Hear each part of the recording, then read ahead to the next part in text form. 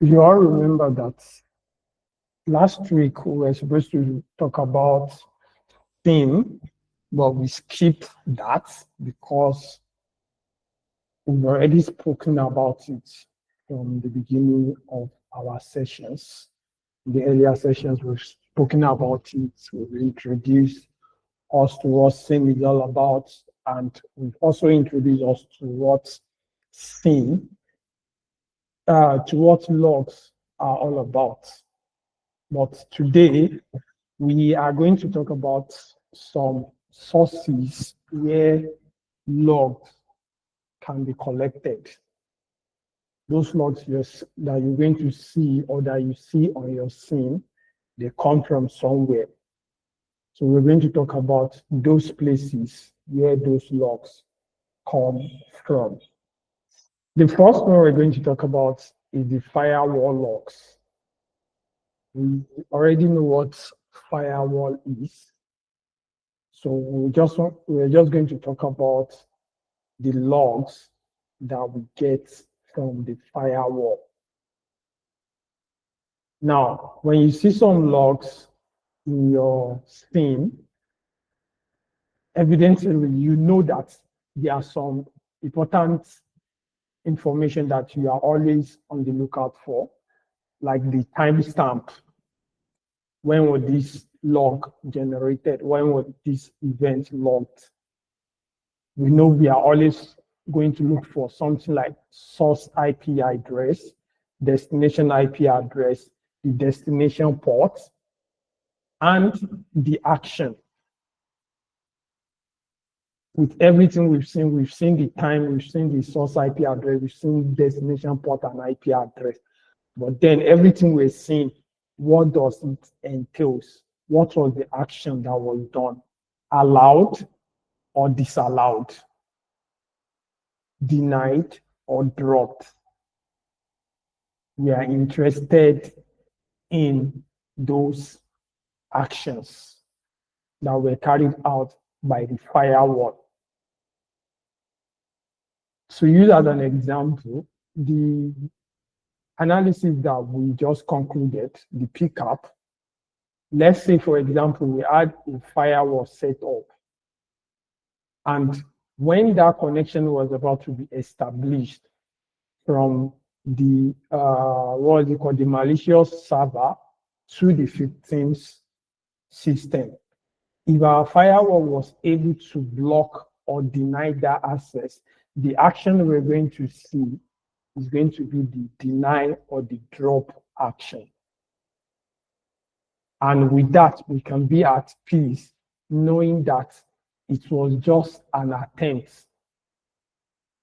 It was not successful because our firewall was able to what?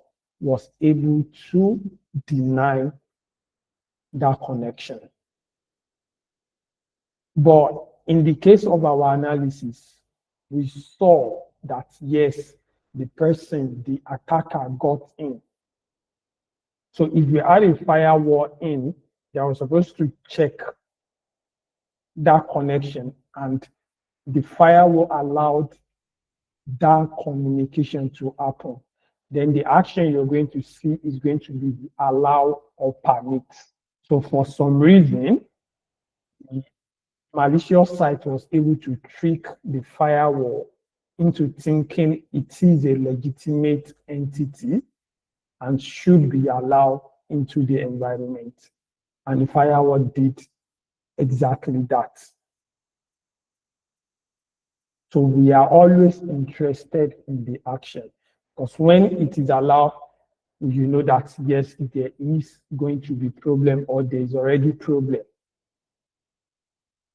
If it were denied, you know, you might, just rest a little bit, knowing that whatever was launched at your environment did not succeed, all thanks to the firewall. But then you will still want to do a deeper dive to understand what actually went on. So it's not that because you've seen deny or drop, you just decide that, okay, yeah, that's all. No, you still want to understand, for the sake of threat intelligence, you still want to understand what everything was all about.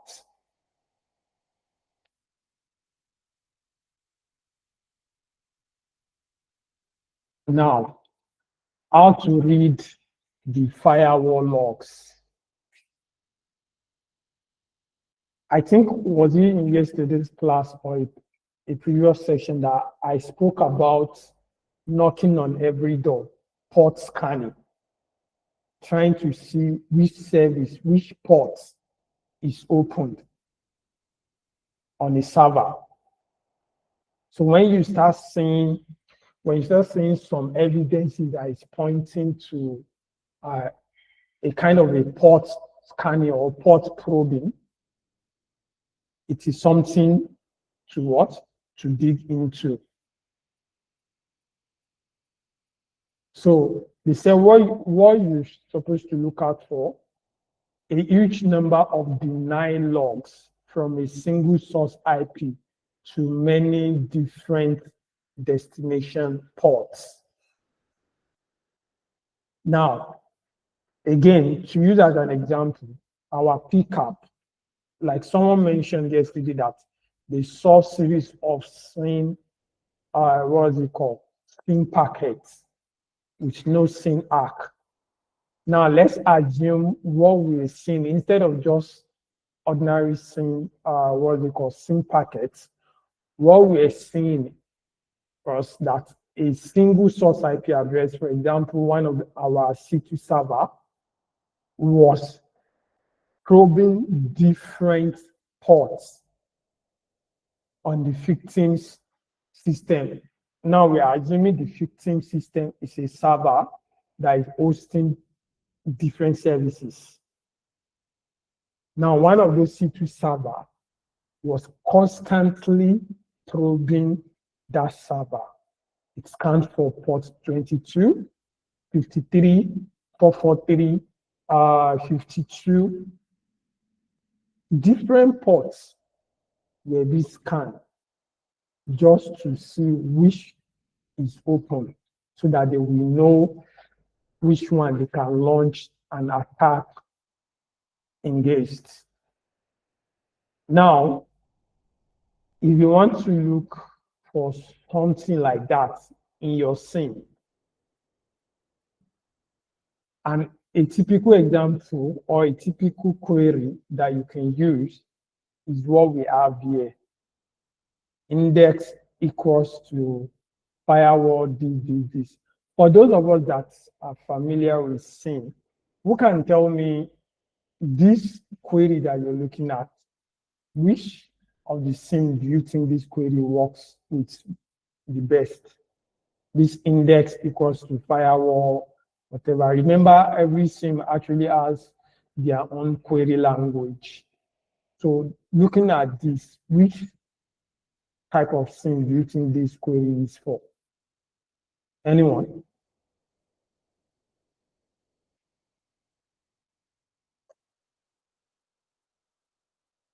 This Splunk. Yes, it can be used for Splunk.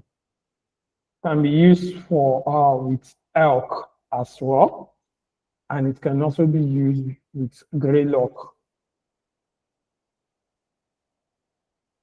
But then query language for SIEM, that's another aspect. It's some that I don't know if it's part of this internship. If it is, we'll get there. If it is not, it's going to be a form of additional research or additional reading for you guys to go on about. Because trust me, you can't say you are good with a particular SIEM if you do not know about querying. Just like we did with Wireshark, where we use filters. The queries are the filters for SIEM. And they are as important as understanding the whole idea of SIEM itself. Now, if you want hunting for C2 beacons, from week 2, like the one with the Wireshark. So a compromised host inside your network tries to phone in, as we saw in the pickup that we analyzed. Then what you're going to see, deny logs where the source IP address is internal and the destination IP is a random external IP address. We saw this as well in that pickup when our victim IP address tried to reach out to those C2 servers. Then a SIEM query that you can use for search is index equals to firewall action deny the source IP address, whatever you want to put there, then this start count by source IP. This is telling it to count.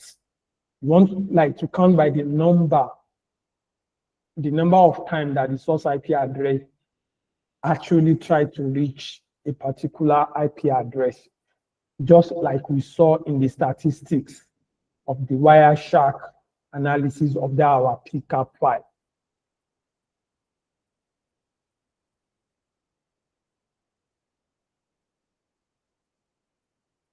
Another log source that we're going to talk about is the web server logs. And say what it is the receptionist for your website. So it logs every single request to www.yourcompany.com. So every, every single request you made to google.com that you made to microsoft.com or any other website is actually being logged somewhere. So if you, in your environment or in your organization, if you guys have a web server, that web server is going to be logging every single request that was directed to it. And you can configure those logs to be sent to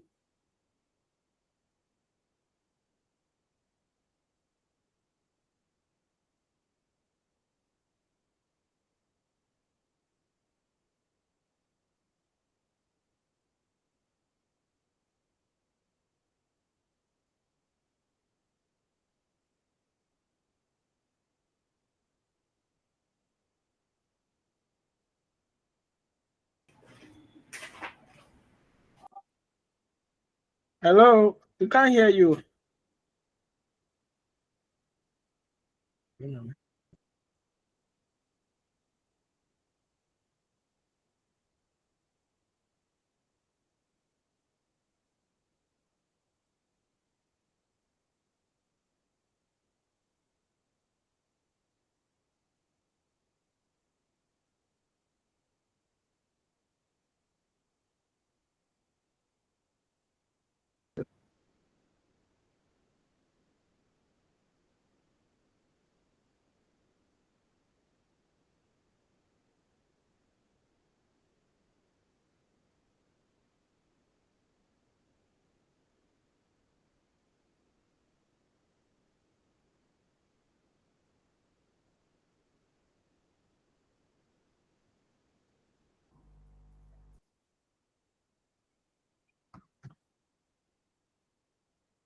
apologies. Where did I get cut off? Because I really do not know when I got cut off. Anybody?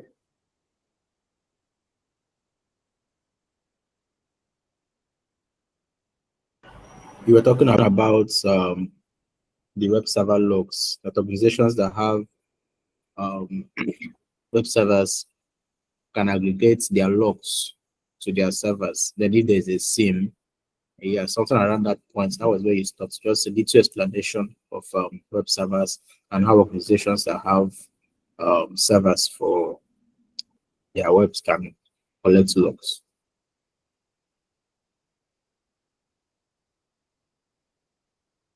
Okay, thank you. Thank you. Thank you for that.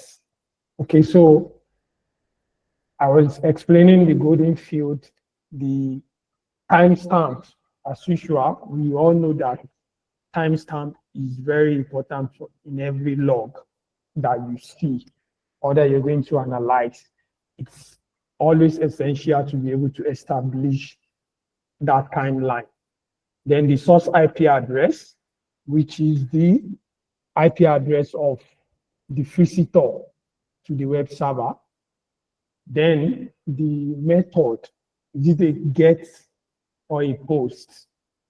Then the URI, which is the exact page that visitor is requesting for in the web server. The status code, was the request successful or was it not? Redirected or there was an error.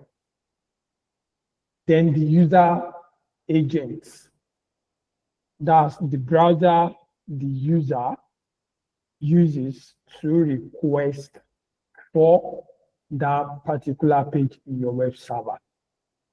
These are some of the fields that when you are analyzing a web server log, you always want to check for.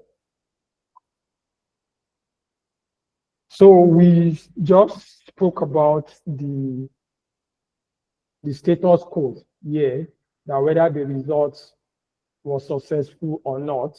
So we're just going to, is somebody trying to, Emmanuel, yeah, please go ahead. Please, just give a little explanation on, you've already scrolled past it, the gets and posts. Okay. Were you not in the, I think was it the first class or something? There was a class we actually spoke about the get and post requests for web server. And is anyone else facing the same problem? Hope you guys can hear me, because I can see someone is saying, is it the only one that can't hear me? All right. Abdulhafiz, I guess it's just you. Okay, so I was saying that we spoke about it once, but then I'm just going to briefly go over them once again. So the get method is the method that you use to retrieve data from a website. So when you are requesting for a particular page on a web server, right? You visit a web server, you're requesting for whatever. The method you are using there is the get method. Do you get? And for posts, when you are trying to, let's say, for example, if you are downloading something from the server as well, it's also get method. But if, let's say, the server now or the website has a kind of a form page where you're supposed to fill in your details and submit, the kind of method that is used for that form that you are filling, that page that is accepting those your entries, is the post method. So you are using get to retrieve something from the server, like you want to download or you are requesting for a particular page. You are using the get method. But when you are submitting, let's say, a form or maybe account details, you want to log into a particular website and you're submitting your username and your password, the method that is being used for that submission is the post method. So that's the difference between them. Emmanuel, do you get the idea now? Okay. So the status code, first one, 200. That is a success code. So when you try to visit a particular website and it opens the way you expected it to, that is a 200 status code. And when you are looking at web server's log, you are going to, it's not going to tell you this thing was successful. It is the status code that you are going to see in those logs. So once you come across a status code of 200, that means whatever request or whatever the connection that was established, that thing was successful, right? So from what this thing says, it's normal because, like I said, even when you yourself want to visit any particular website and it opens the way you expected it to, it's normal. That's status 200. But then, if it is a security event scenario, saying that means whatever the attacker tries to do was successful. The attacker was able to what? To get into that server, was able to visit what the request the attacker made, returned a successful response. 404, that's the popular not found. The page doesn't exist. And they said a few 404s are normal, but when you start seeing a storm of 404s from one source IP, that means someone is doing directory scanning. So we all know that website hosts all these pages that we see in different websites. They are all directories, right? So when I'm trying to know if a particular directory exists in a particular server, I can do directory scanning. We have all these our tools like DIR Buster or Go Buster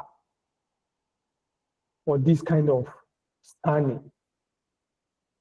So, for example, you are trying to see whether there's an admin page in that website, or there's a configuration, or there's any directory that is hidden. If we have anyone that has gone through all these ports, Swigger's lab and some other labs in TriAcme, you should be familiar with directory scanning. We have done a lot of that. So when you start seeing a lot of 404s, it probably means someone was actually trying to look for some directories in your server.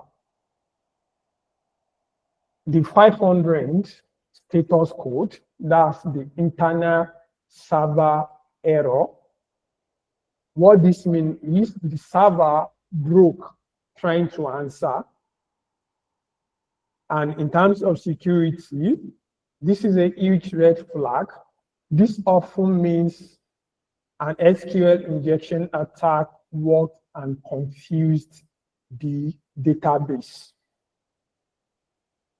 So this is telling you that when you are analyzing a log, a web server log, and you come across and you come across a 500 internal server error status code, you can see what they said here. They said this is a huge red flag. It's not just any kind of red flag.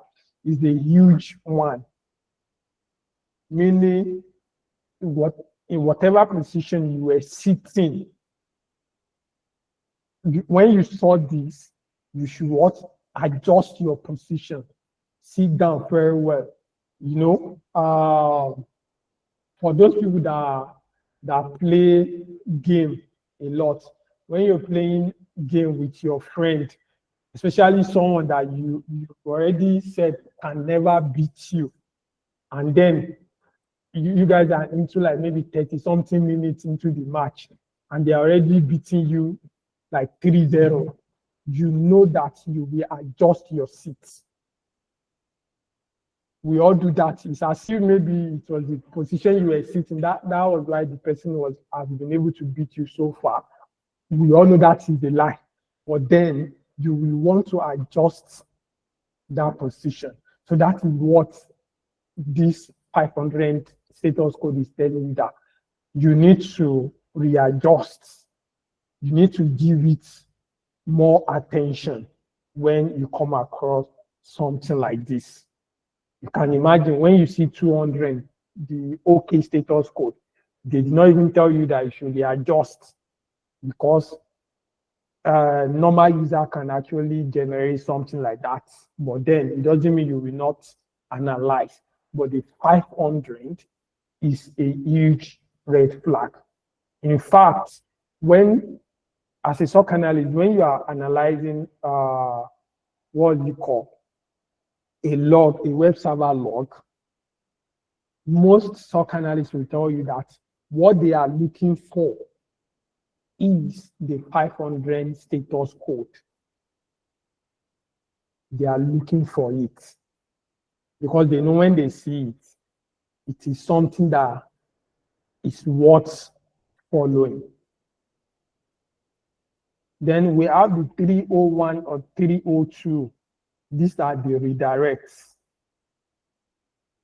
What this means is the page moves and it's telling you, instead of you going to this, I want to direct you to this. This is normal, but it's also a way for attackers to redirect users to malicious sites. We saw it. Someone was trying to visit the Google Authenticator site. They wanted to download something there, but they got redirected to that Google Authenticator site, the one with the typo squatting, and the other site that we saw in the PCAP. So this is the play of the 301, 302 status code. Now, hunting for web attacks. One of the things you want to be on the lookout for is directory scanning. Just like I've explained, the attacker might try to be looking for some, maybe there are some pages that are hidden, or they are looking for pages where they can get juicy information about your server or about your organization. So they do directory scanning. What you see the source IP address, and it has a large number of requests, and you are now seeing that, okay, this example is telling us that 1,000 requests, and out of that 1,000 requests, you're seeing that about 950 of them have the status code 404. Then the same query for this is what we have here. Okay, now that you guys are even in a group, so I guess if one person has Splunk, you can always be making use of that so that we'll be able to see some of these queries in action before you eventually go on for your task. Then the web shells. Here, the attacker uploads a file, for example, shell.php, that gives them a command prompt on the server. So this is like they're creating a backdoor. And again, I'm going to refer us back to our previous task. I think Sunday mentioned it yesterday that when he went deeper into those CT server, he saw that one of them actually downloaded a file or something. So that's a sign of them trying to create a backdoor, a web shell. And I think in our first task, the PowerShell on, I think we had something about web shell as well, if I'm not mistaken. Then what are you going to see here? You're going to see a post. So something was uploaded, followed by what? A get method. Something was downloaded. You upload, you download. Then you look at the command line, the CMD, the PowerShell. You look at it. Because when you see a post method that someone uploaded something to the server, and then something was downloaded afterwards, then followed by that, you're seeing a CMD prompt, a PowerShell prompt. This is something that you should look out for, that it could be a possible web shell attack. And we have an example of a SIEM query that we can use to hunt for such.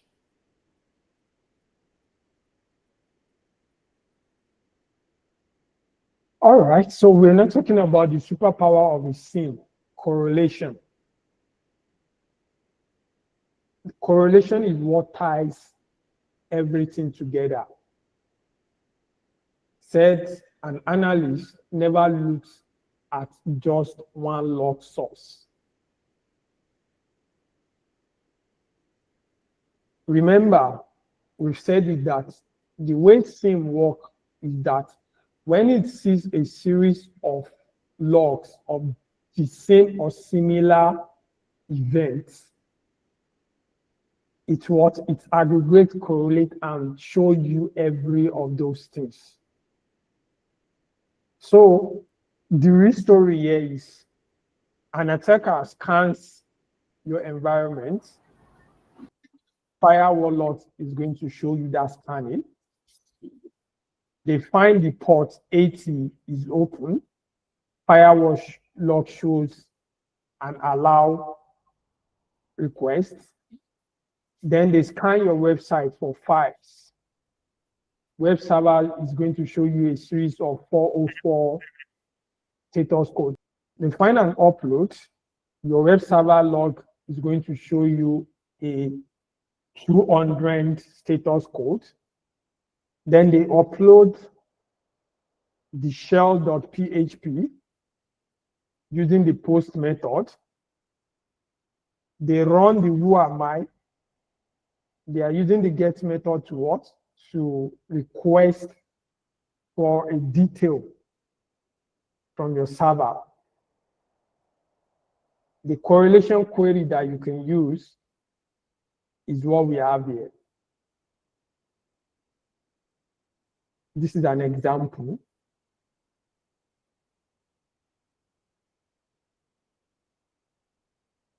Okay, this week task, you're going to see it. You're going to analyze the web shell.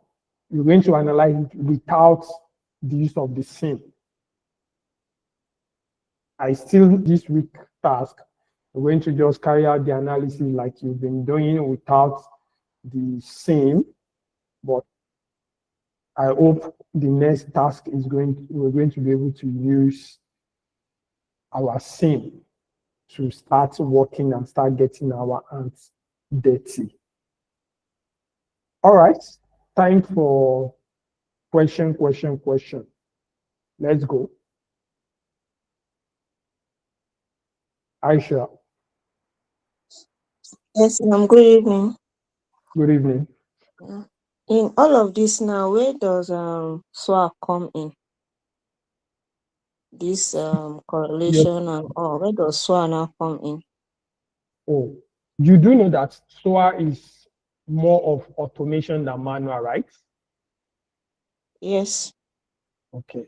So SOA now is about the automation that you have set up in your organization.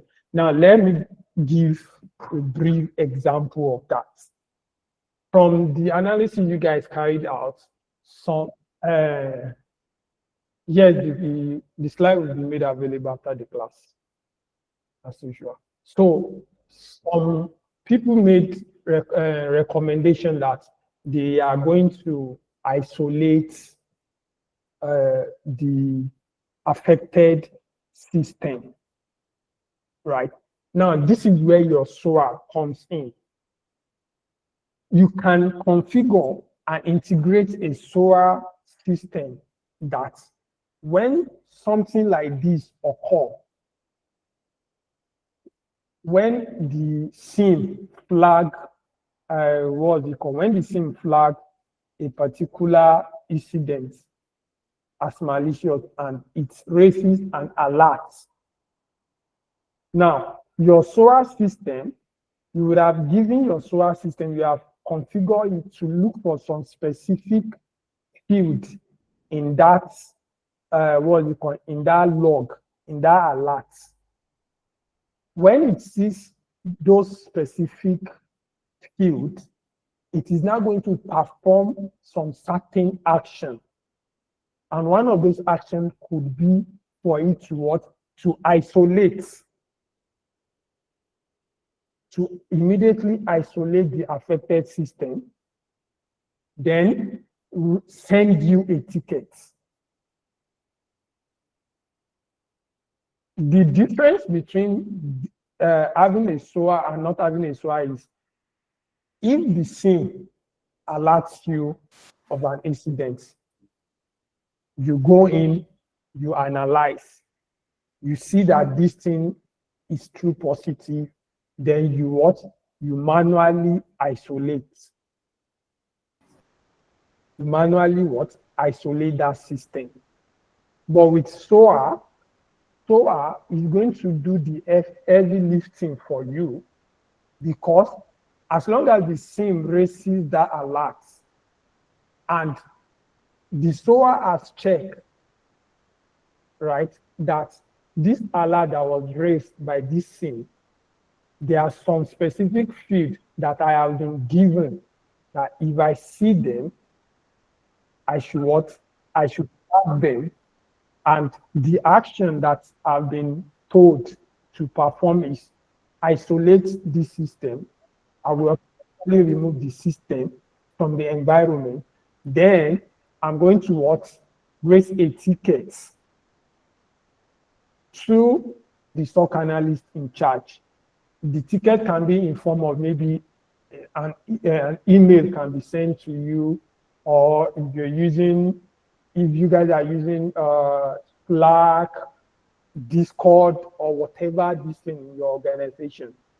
So you would have configured a channel specifically for that. So the SOA is going to what? Is going to raise that ticket after it has isolated, and it is going to give you an overview, a breakdown of why it has isolated that particular user. So you know what you are going in for. Aisha, does that really, does that answer what you requested for? Yes, it does. Thank you. All right. Thompson.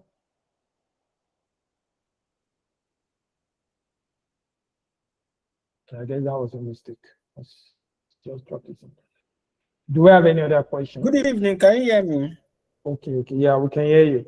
Okay. So while you were lecturing now, you talked about, okay, now we are going to be using Splunk, but just like you said, there are other SIEM too. So I want to know if one somebody is familiar maybe with Splunk, solely Splunk, and then maybe you get to a real life situation, there are other SIEM too, which is not Splunk. You get. I want you to kind of list some of the distinct difference that one might notice. How should I put this? Okay. One of the distinct differences that you're going to see, let's say, is the user interface. the user interface is going to be one of the difference that you are going to see. Maybe the way Splunk is going to provide you with details of those logs is going to be different from the way Wazor is going to present those logs to you. If I'm not mistaken, the field, Splunk always have a section by the left side for the interesting fields that you can easily just look into. You have IP addresses, you have URL, you have HTTP requests, and you can even add more interesting fields there.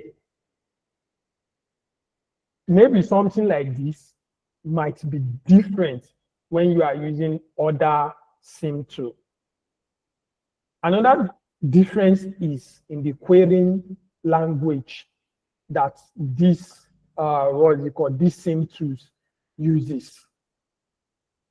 I think Splunk uses the SPL.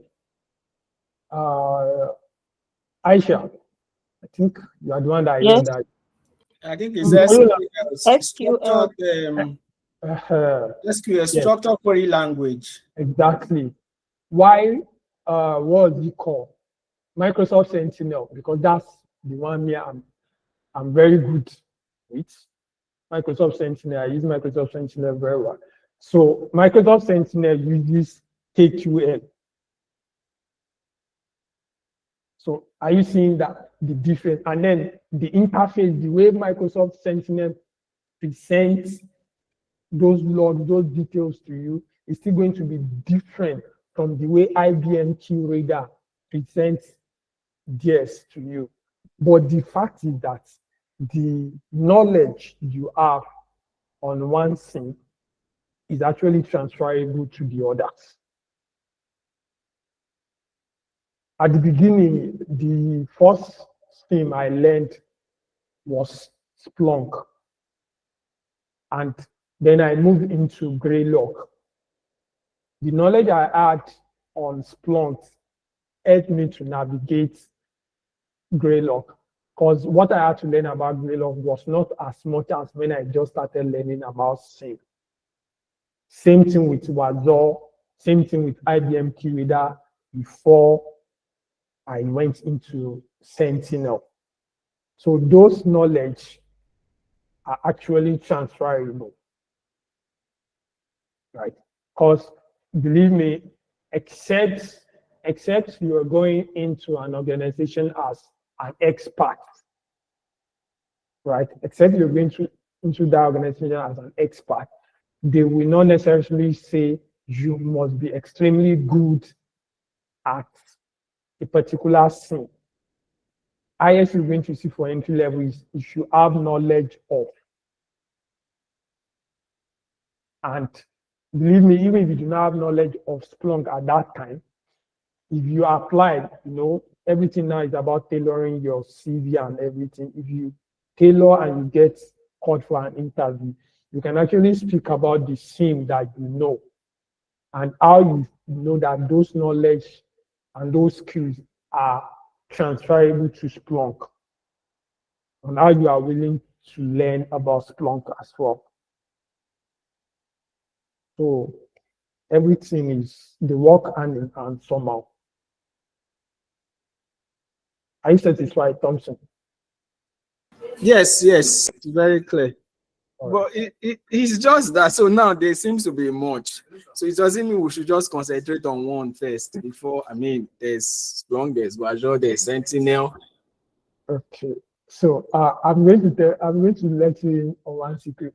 You see, I've mentioned like 3 or 4 different SIEM that I have knowledge of or that I've used once or twice.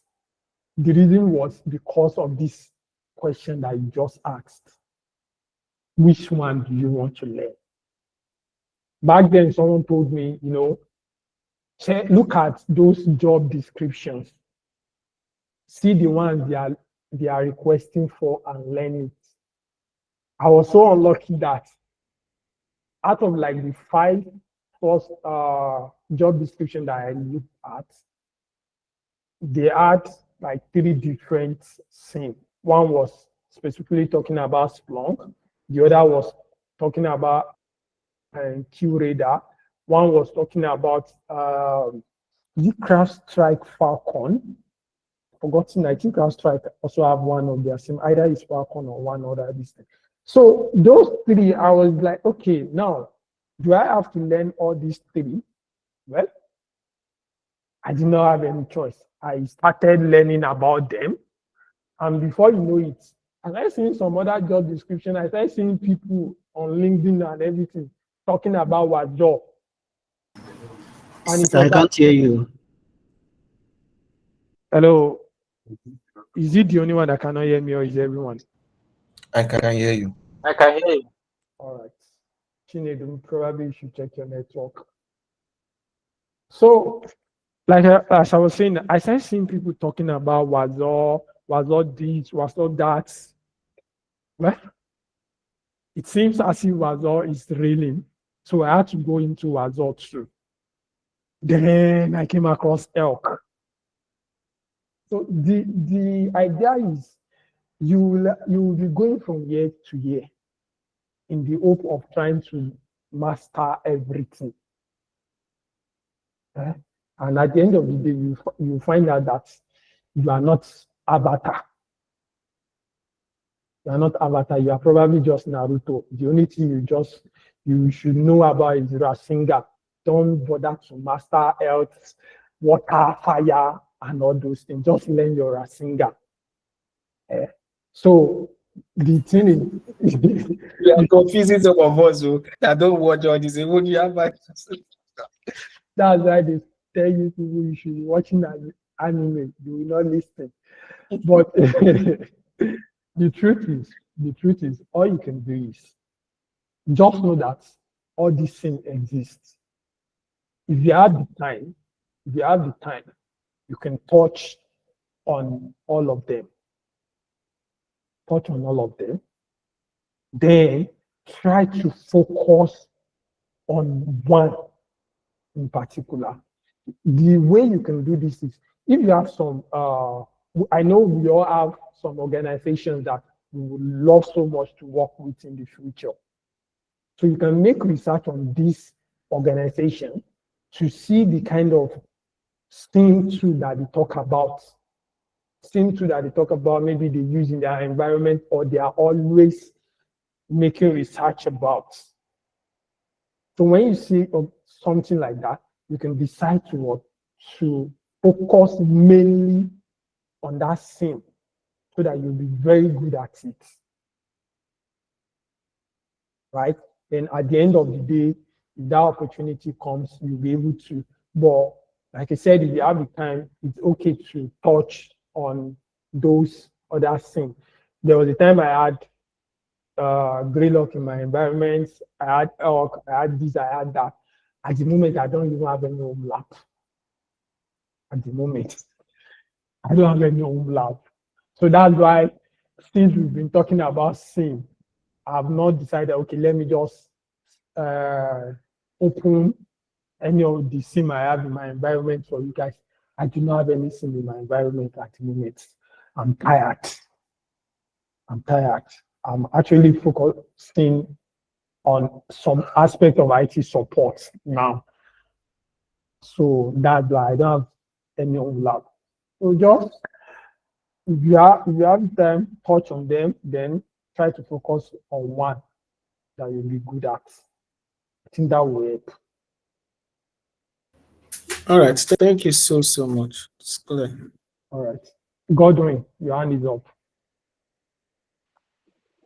Okay, good evening, sir. Good evening. Okay. Please, my question is not just from today's class.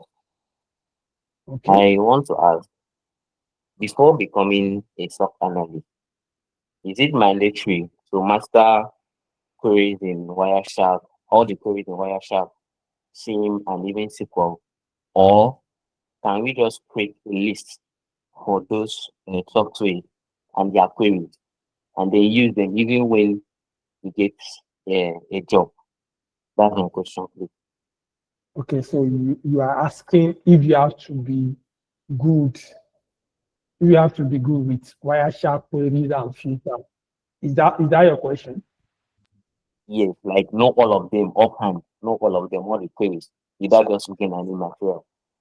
See, again, except you are what do you call Sheldon Cooper, I don't think that is possible.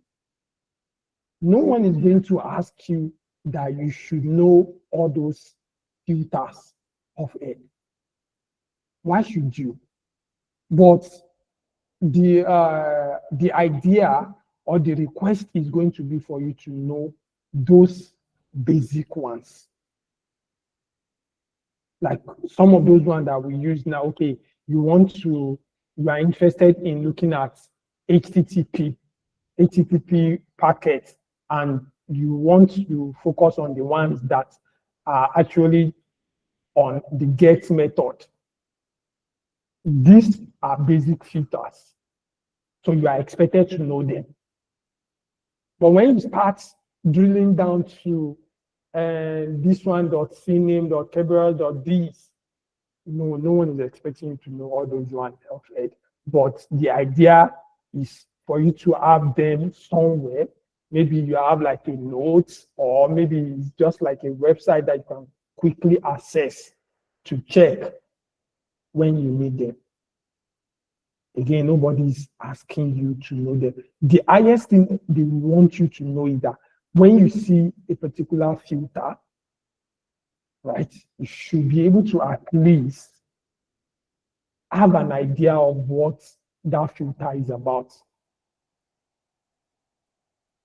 Like when you see someone post something like source.ip equals this, you should be able to explain that, oh yeah, this filter is for this person wants to see only packets that are from this source IP address.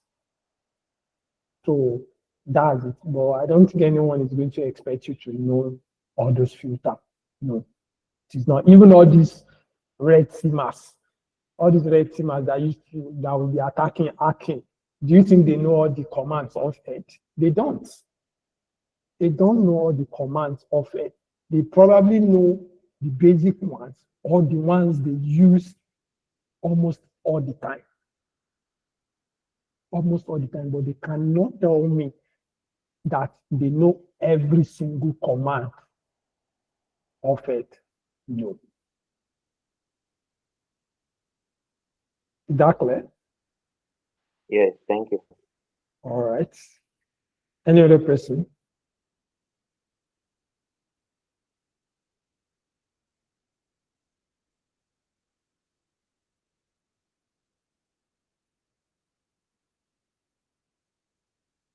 Okay, then, if we do not have any other question, that means we finish our class quite early for today. And we also I have a question. all right. Is there a possible way where we would be shown like the practical aspect of using probably a SIEM tool with these functions or codes? Yeah. Yes, so if you heard what I said, like I said, when Aruki is done with the group, I would like to know, don't let me say I would like to know, at least one person in each group should have Splunk set up. We've already agreed that it's Splunk we're going to use. So when we have at least one person in each group with Splunk, then we can start making use of it in the class. So maybe someone will always be the one to share their screen, and then I'll be explaining how it's supposed to be and what we are to do, so that we can start seeing those queries in action. Is that correct? Thank you. Thank you. Yes. Please, when you guys get back to the group, go and start badgering Aruki about that group. I will also let him know, but then you guys should just start badgering him with the group. I know he has a lot, He has a lot on his plate. But then if you please find the time for us. Yeah, I beg. Yeah. Let me not. I have a lot on my plate, actually. But let me. I think I'll do 2020 so that to be faster for me. Or 1010, depending on how it is. But 2020 any is group you call in, please make sure you work with them on the next project. Let me do that right away while you people are still on the class. better. So you guys you don't need to go and badger him again. He has already come to incinerate himself.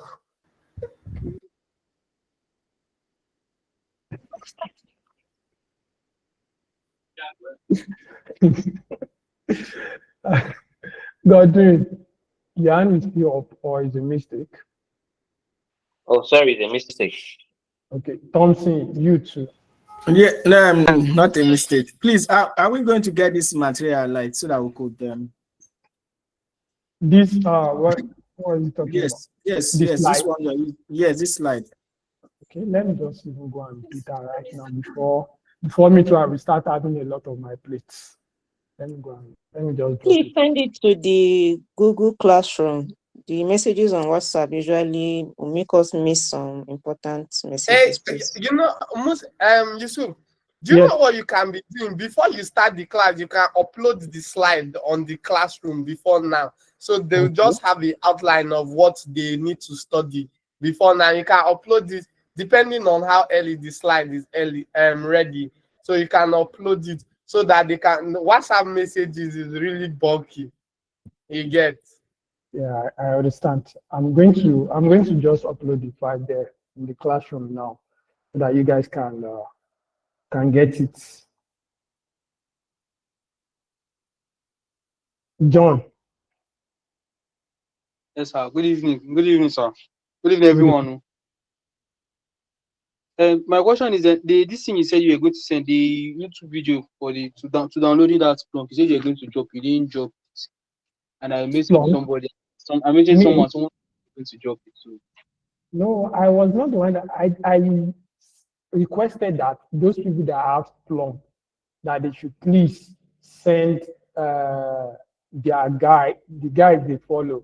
But I think Aisha said she used forgotten what she said she used, and because of that she can't actually share. But she mentioned that there's what you call a Splunk channel on YouTube that you guys can follow.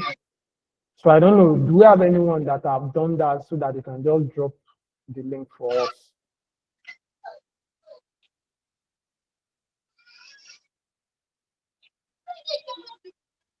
But then don't worry, maybe I'll try to do that myself. I will try to do that myself. That should be fun. Okay, sir. Okay. Any other query, questions? So, good night, Sir, everyone. Yes. Sir, what of yesterday recording? The recording. Yeah, for the It's available with me. It's with me. I'm with okay. it. Okay. On YouTube, you upload it on YouTube. It will be. Yeah, I'll post it. I'll upload both this one and the last one on YouTube. Okay, thank you, sir.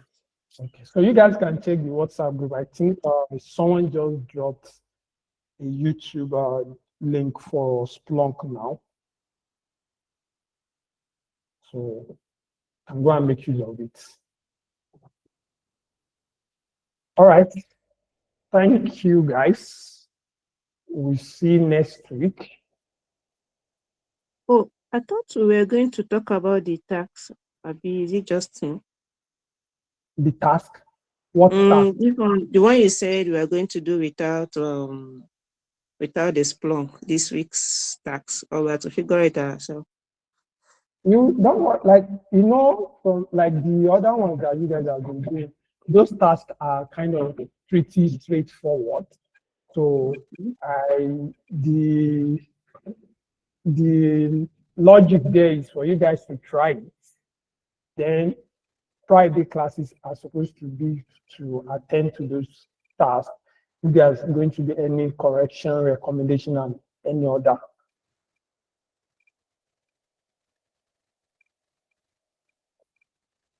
All right. Can we say good night now?